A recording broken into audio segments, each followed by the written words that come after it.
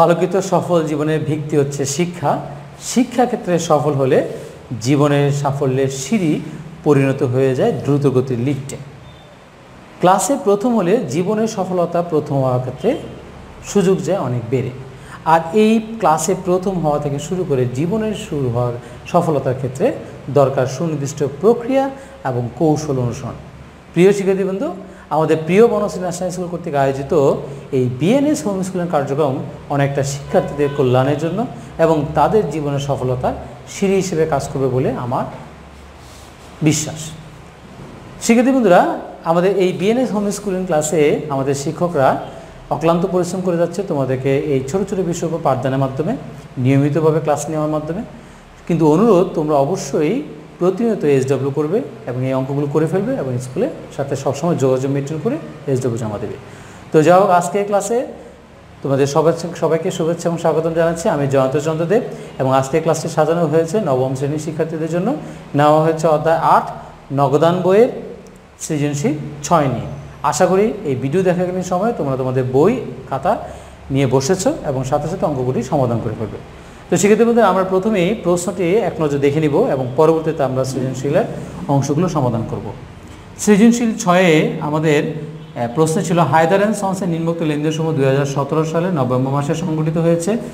November 1 শহীদের নিকট 5% বাট্টায় নগদে বিক্রয় 8,000 টাকা। তাহলে এখানে আমরা পণ্য বিক্রি করেছি 8,000 টাকা এবং আমরা এখানে বাট্টা 5% এবং এটা হচ্ছে কারবারি বাট্টা, যেটা বাদ দিতে হয় কিন্তু কোথাও লিখতে হয় না।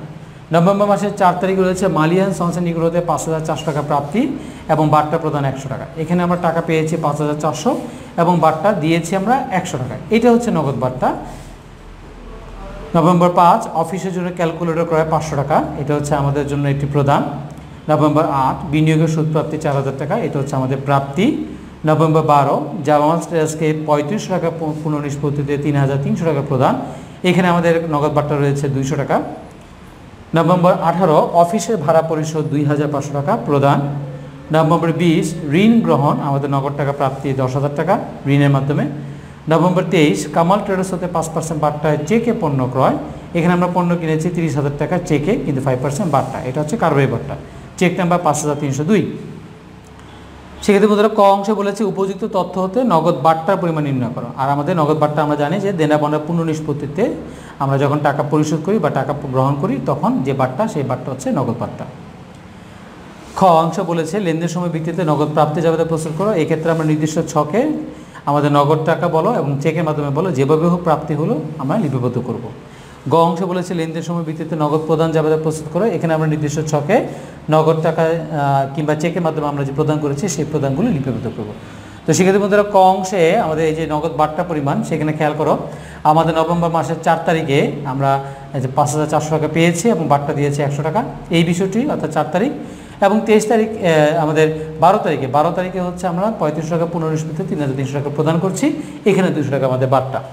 এই নিয়ে আমরা এখন ক অংশ সমাধান করব এবং আমাদের ক অংশে বলেছে সেক্ষেত্রে বলতে নগদ বাট্টা পরিমাণ নির্ণয়। আমরা শিরোনাম লিখে ফেললাম এবং আমরা গড় বের ফেললাম, তারিখ, বিবরণ, টাকা, টাকা। আমরা 2017 লিখছি এবং নভেম্বর মাসের 4 তারিখ, নভেম্বর মাসের 4 মালিহা অ্যান্ড সন্সকে বাট্টা প্রদান, অর্থাৎ আমরা এখানে বাট্টা দিচ্ছি। কিভাবে বলে দিয়েছি নির্দিষ্ট পরিমাণ, ওরা নিয়ে প্রশ্নেই বলা আছে, বক্তব্যকে বলা আছে 100 টাকা। নভেম্বর মাসের 12 তারিখে আমাদের জামাল ট্রেডার্সকে বাট্টা পেয়েছি, তো আমরা লিখব জামাল ট্রেডার্স হতে বাট্টা প্রাপ্তি কত টাকা, সেখানে আমরা শো করতে পারি। যেহেতু 3500 টাকার জায়গায় আমরা 3,300 টাকা প্রদান করেছি, তাহলে আমরা এখানে বাট্টা প্রাপ্তি পেয়েছি 200 টাকা। মোট কত টাকা হলো? 300 টাকা। আমরা ডাবল দিতে বন্ধ করে দিলাম এবং আমরা নিচে লিখলাম মোট। এবার উত্তর আমরা লিখে দিই, নগদ বাট্টার পরিমাণ 300 টাকা। সেক্ষেত্রে হয়ে গেল আমাদের ক অংশ। তাহলে আমাদের জানা থাকলে, প্রশ্ন সম্পর্কে যদি আমাদের ভালোভাবে আমাদের জানা থাকে বা বুঝতে পারি, তাহলে কিন্তু এখানে আমাদের 2 মার্ক পেতে খুব বেশি কষ্ট নয়। এখন আমরা তোমাদের সাথে আলোচনা করব খ অংশ নিয়ে, অর্থাৎ নগদ প্রাপ্তি জাবেদা। এবং নগদ প্রাপ্তি জাবেদা আমরা জানি নির্দিষ্ট ছক আছে। প্রশ্নে আমরা এখানে লিখব কি হায়দার অ্যান্ড সন্স এবং নগদ প্রাপ্তি জাবেদা, তারিখ, ক্রেডিট হিসাব খাত, সূত্র, আমাদের নগদ টাকা ডেবিট, নগদ হিসাব ডেবিট যেহেতু নগদ প্রাপ্তি, এবং সেই সময় মানুষ বারটা দিয়ে থাকে তাই বলে প্রদত্ত বারটা ডেবিট। এবং আমরা নগদ টাকা পেয়ে থাকি অনেকগুলো কারণে, সেটা হচ্ছে বিক্রয়ের মাধ্যমে পেয়ে থাকি, বিক্রয় হিসাব ক্রেডিট, আমরা দেনাদারদের টাকা পেয়ে থাকি, দেনাদার হিসাব ক্রেডিট, এবং আরও অনেক কারণে টাকা পেয়ে থাকি, সেই জন্য অন্যান্য হিসাব ক্রেডিট। এবার আমরা শুধু প্রাপ্তি নিয়ে ভাববো, তাই আমাদের দেখো নভেম্বর মাসে 1 তারিখে রয়েছে 2017 নভেম্বর 1 রয়েছিল শহীদের নিকট থেকে 5% বার্তা নগদে বিক্রয়। তাহলে যেহেতু নগদে বিক্রয় যাবে দেখি নগদান ডেবিট, বিক্রয় হিসাব ক্রেডিট। তাহলে আমরা এখানে লিখবো বিক্রয় হিসাব। কত টাকা লিখবো? বিক্রয় হিসাব আমাদের 8,000 টাকা 5% বার্তা বাদ দিয়ে। তাহলে আমরা এখানে একটু শো করতে পারি 8,000 টাকা বিয়োগ 8,000 টাকার 5%। তাহলে 8,000 টাকা 5% কত টাকা? 8,000 টাকা 5% হচ্ছে আমাদের 400 টাকা, 400 টাকা বাদ দিলে হচ্ছে 7,600 টাকা। সেটা আমরা লিখবো নগদানে ডেবিট 600 টাকা, 7,600 টাকা, এবং বিক্রয় হিসাব ক্রেডিট 7,600 টাকা। এরপর রয়েছে 4 তারিখে মালিয়ান সন্সের কাছ থেকে প্রাপ্তি। তাহলে নভেম্বর মাসের 4 আমরা নগদান ডেবিট এবং মালিয়ান সন্স ক্রেডিট। তাহলে আমরা এখানে লিখছি মালিয়া অ্যান্ড সন্স হিসাব ক্রেডিট। কত টাকা? আমরা 5,400 টাকা প্রাপ্তি এবং বার্তা প্রদান 100 টাকা। তাহলে আমাদের নগদে পেয়েছে আমরা 5,400 টাকা, বার্তা প্রদান হচ্ছে 100 টাকা, এবং দেনাদার সাথে আমাদের টোটাল নিষ্পত্তি হবে 5,500 টাকা। 5 তারিখে অফিসের জন্য ক্যালকুলেটর করা, এটা আসবে না। 8 তারিখে বিনিয়োগের সুদ প্রাপ্তি। তাহলে 8 তারিখে আমরা বিনিয়োগের সুদ প্রাপ্তি নগদান ডেবিট, বিনিয়োগের সুদ ক্রেডিট। তাহলে আমরা এখানে কি লিখব? বিনিয়োগের সুদ হিসাব। নগদে করে কত টাকা লিখব? নগদে করে লিখব 4,000 টাকা, এবং বিনিয়োগের সুদ হিসাব ক্রেডিট জাসমিন আমরা অন্যান্য হিসাবে লিখব। 12 তারিখে রয়েছে প্রদান, তাহলে আসবে না। 18 তারিখে অফিসে ভাড়া পরিশোধ, তাও আসবে না। তাহলে চলে যাবো আমরা 20 তারিখে ঋণ গ্রহণ, নগদান ডেবিট, ঋণ ক্রেডিট। তাহলে আমরা এখানে লিখব ঋণ হিসাব, এবং সেটা হচ্ছে আমাদের নগদান ডেবিট, তাই বলে 10,000 টাকা, এবং ঋণ হিসাব ক্রেডিট, কিন্তু ঋণের কোনো জন্য কোনো নির্দিষ্ট কোনো গ্রহণ নেই, তাই অন্যান্য হিসাব। কামাল ট্রেডার্স হতে 5% বার্তায় চেকে পণ্য ক্রয়। তাহলে চেকে পণ্য ক্রয় করলে আমাদের এখানে কোনো প্রাপ্তি নেই। তাহলে আমাদের টোটাল প্রাপ্তি লেনদেন হলো কয়টি? প্রাপ্তি লেনদেন হলো 4টি। আমরা এবার দাগ দিয়ে দিই এবং টোটাল দাগ দিয়ে আমরা যোগ করি। বার্তা করে হচ্ছে 100 টাকা, আমরা এখানে যোগ করি 0 0 4 6 4 10 0 হাতে 1 5 5 10 10 7 17 17 আর হাতে 1 2 27 27,000। আর এখানে আমরা যোগ করলে হচ্ছে প্রত্যেকটা ঘর আলাদা আলাদা যোগ করলে 7,600, 5,500, এবং এখানে হচ্ছে 14,000। তাহলে আমাদের ডেবিটে 2টো কর এবং ক্রেডিটে 3টি কর। এবার আমরা এগুলো ডাবল দিয়ে বন্ধ করে দিচ্ছি প্রত্যেকটি টাকা কর। এবং ফাইনালি আমরা এখন যেটা করব সেটা হচ্ছে একটু মুছে আমরা ডেবিট দিকের আমরা এই টাকাটা আমরা বের করব। টোটাল কত টাকা? টোটাল হচ্ছে 27,100 টাকা মোট ডেবিট। ঠিক একইভাবে আমরা ক্রেডিটের যে ঘরটা আছে সেই ঘরটাও আমরা কী করবো? মুছে টোটাল ক্রেডিট হচ্ছে 7,500 12 12 14 হচ্ছে 26 এবং 27,100 টাকা। এটা আমরা ডাবল দিতে বন্ধ করলাম। এই হলো আমাদের মোট ডেবিট এবং মোট ক্রেডিটটাকে মিলে গেল। আমরা এখানে অবশ্য উত্তর না দিলেও চলবে, তারপর আমরা যদি বলতে পারি যে এখানে আমাদের নগদ প্রাপ্তি জাবেদার যোগফল 27,100 টাকা। খেয়াল করো, দুই পাশে আমাদের ডেবিট দিকে এবং ক্রেডিট দিকে দুই পাশে আমাদের 27,100 টাকা হয়েছে। এই হলো আমাদের নগদ প্রাপ্তি জাবেদা খ। শিক্ষিত বন্ধুরা, আমরা এই নিয়ে এর আগেও তোমাদের বেশ কিছু ক্লাস দিয়েছিলাম নগদ প্রাপ্তি জাবেদা কীভাবে সমাধান করতে হয়। আমরা এখন তোমাদের সাথে আলোচনা করব করণীয় গ অংশ নিয়ে। তো শিক্ষার্থী বন্ধুরা, গ অংশে দেখো আমাদের বলেছে লেনদেন সময় ভিত্তিতে নগদ প্রদান জাবেদা প্রস্তুত করো। তার মানে আমরা প্রদান নিয়ে ভাববো, এবং প্রশ্ন যদি আমরা অ্যানালাইসিস করি তাহলে খেয়াল করো, আমরা এখানে 5 তারিখে ক্যালকুলেটর কিনেছিলাম প্রদান, এবং 18 তারিখে আমরা অফিসের ভাড়া দিয়েছিলাম প্রদান, 12 তারিখে আমরা জামালকে টাকা দিয়েছিলাম প্রদান, 23 তারিখে আমরা চেকে পণ্য কিনেছিলাম প্রদান। তো চলো এই বিষয় নিয়ে আমরা এখন গ অংশ সমাধান করব। গ অংশ দেখো নগদ প্রদান জাবেদা। আমরা জানি শিক্ষার্থী বন্ধুরা তারিখ, চেক নাম্বার, ডেবিট হিসাব খাত, সূত্র। ডেবিটে হবে আমাদের ক্রয় হিসাব ডেবিট, পাওনাদার হিসাব ডেবিট, অন্যান্য হিসাব ডেবিট। ক্রেডিটে হবে আমাদের নগদ হিসাব ক্রেডিট এবং প্রাপ্ত বার্তা হিসাব ক্রেডিট। তো সেক্ষেত্রে আমাদের আমাদের প্রথম প্রদান হচ্ছে নভেম্বর 5 ক্যালকুলেটর ক্রয়। তো ক্যালকুলেটর ক্রয়, এই ক্যালকুলেটর মধ্যে যাবে দেখি যে অফিস সরঞ্জাম ডেবিট, নগদান ক্রেডিট। তাহলে আমরা এখানে কি লিখব? অফিস সরঞ্জাম হিসাব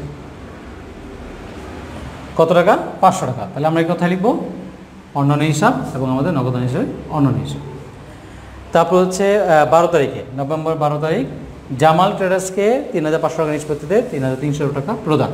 তাহলে সেখানে আমরা কী লিখব? জামাল ট্রেডার্স হিসাব কত টাকা? 3500 টাকা পূর্ণ নিষ্পত্তি। তার মানে আমাদের এখানে পাওনাদার সাথে আমাদের টোটাল নিষ্পত্তি হবে 3500 টাকা, কিন্তু আমরা প্রদান করেছি 3300 টাকা এবং বারটা হচ্ছে আমাদের 200 টাকা। 18 তারিখে রয়েছে অফিসের ভাড়া পরিশোধ। তাহলে আমাদের যাবে হবে ভাড়া হিসাব ডেবিট, নগদান হিসাব ক্রেডিট। যেখানে আমাদের এখানে হবে ভাড়া হিসাব। ভাড়া হিসাব কত টাকা? ভাড়া হিসাব হচ্ছে আমাদের 2500 টাকা এবং আমাদের নগদান হচ্ছে 2500 টাকা। এরপর 23 তারিখে রয়েছে আমাদের কামাল ট্রেডার্স হতে 5% বাট্টা চেকে পণ্য ক্রয়। তাহলে যাবে হচ্ছে কি ক্রয় হিসাব ডেবিট এবং ব্যাংক হিসাব ক্রেডিট। কিন্তু আমরা এখানে কী লিখব? ক্রয় হিসাব লিখব এবং 5% বাট্টা দ্যাটস মিন 30,000 টাকার থেকে আমরা কি করব? 30,000 টাকার 5% বাট্টা বাদ দিব। তা 30,000 টাকা 5% হচ্ছে আমাদের কত টাকা? 1,500 টাকা বাদ দিলে 28,500 টাকা। এই 28,500 টাকা আমরা কোথায় লিখব? এই 28,500 টাকা আমরা ক্রয় হিসাবে লিখব 28,500 টাকা এবং আমরা নগদানে লিখব 28,500 টাকা এবং সেখানে আমরা চেক নাম্বার দিয়েছি 5,302। সেক্ষেত্রে মধ্যে একটা কথা একটু বলে নিই, এখানে পণ্য ক্রয় করার ক্ষেত্রে আমরা এই ক্রয় হিসাবটা আমাদের লিখতে পারো, অথবা তোমরা ইচ্ছা করলে এই ক্রয় হিসাবটা না লিখে এরকম একটা দাগ দিলেও আমাদের মানে প্রকাশিত হবে যে এটা একটা ক্রয় হিসাব। অর্থাৎ ক্রয় এবং বিক্রয় হিসাবে শুধুমাত্র এই কাজটা করা যায়, যে ক্রয় হিসাবে বিক্রয় হিসাবের জায়গায় আমরা দাগ দিয়েও প্রকাশ করতে পারি। তো যাই হোক, আমরা এখন টোটাল টাকা যোগ করি। টোটাল টাকা যোগ হচ্ছে 28,500 টাকা, 3,500 টাকা এবং এখানে হচ্ছে 3,000 টাকা। এবার যোগ করলে হচ্ছে বাট্টা করে 200 টাকা এবং এখানে হচ্ছে 500 500 1000 1000 দিচ্ছেন 300 টাকা, 1300 টাকা, হাতে কথা 1 9 10 11 12 13 14 14 4 14 না সরি 500 500 500 1500 1800 টাকা। তাহলে 1800 টাকার হচ্ছে 8, হাতে কথা 1 9 10 11 12 13 14 4, হাতে কথা 1 দিচ্ছেন 3 34,800 টাকা এবং হচ্ছে 200 টাকা। এবার আসলে আমরা কী করব? এবার আমরা টোটাল ডেবিটটা আমরা ক্লোজ করব, যে টোটাল ডেবিট কত টাকা আসে এবং টোটাল ক্রেডিট কত টাকা আসে। সেই হিসেবে আমরা ইচ্ছে করলে তোমরা এই জিনিসটা এভাবে না করে তোমরা নিচে তোমরা বলতে পারো মোট ডেবিট টাকার যোগফল এত টাকা, মোট ক্রেডিট টাকার যোগফল এত টাকা। আবার ইচ্ছে করলে তোমরা এরকম টোটাল ডেবিটের পরিমাণটা এবং ক্রেডিটের পরিমাণটা যোগ করে দেখাতে পারো। তাহলে এখানে খেয়াল করো, ক্রেডিট দিকে 34,800 এবং 200 দ্যাটস মিন হচ্ছে কত টাকা? 35,000 টাকা। আর আমরা যদি এখানে যোগ করি 28 29 30 31 32 34 34 এবং 500 এবং 500 দ্যাটস মিন কত? 35,000 টাকা। তাহলে হয়ে গেল আমাদের টোটাল ডেবিট এবং টোটাল ক্রেডিট মিলে গেল। আমরা এখানে একটু মোট লিখতে পারি এবং আমরা এখানে লিখতে পারি উত্তরের মধ্যে নগদ প্রদান জাবেদার যোগফল 35,000 টাকা। সেক্ষেত্রে বন্ধুরা এই হলো আমাদের প্রধান জাবেদা, যা ডেবিট এবং ক্রেডিট মিলে গেল। এবং আজকে তোমাদের সাথে আমি আলোচনা করলাম পুরো সৃজনশীল 6। আশা করি এটি SW হিসেবে করে আগামী রবিবার দিন অবশ্যই স্কুলে জমা দিয়ে যাবে। তো দেখা হবে ভিন্ন কোনো বিষয়ে। সেই পর্যন্ত তোমরা সবাই ভালো থেকো, সুস্থ থেকো। ধন্যবাদ সবাইকে।